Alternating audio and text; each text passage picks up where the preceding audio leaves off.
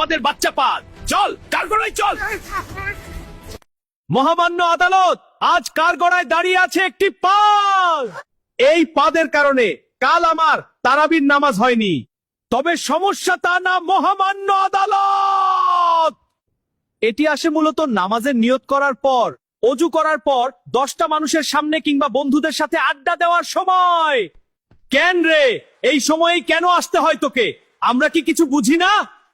সালা তোর ক্যারেক্টারটাই এমন। সুখের সময় একজন শত্রু হিসেবে দাঁড়িয়ে থাকবি আর মান সম্মানের 12টা বাজিয়ে দিবি। জর্জ সাহেব, এই পাদের বাচ্চা পাদকে নগদে শাস্তি দেওয়া হোক। একটু চুপ থাকো উকিল সাহেব, চলো আমরা তার মুখে শুনি।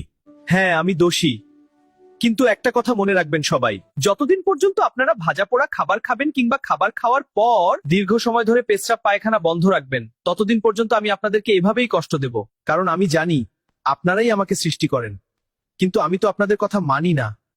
কতক্ষণ আটকায় রাখতে পারেন? 5 মিনিট, 10 মিনিট, তারপর কোনো দিক দিয়ে ছুটে আসি, বুঝতেই তো পারেন না। আর তাই যদি জীবন সুন্দর করতে চান তাহলে নিয়ম মেনে চলুন, সতর্ক থাকুন।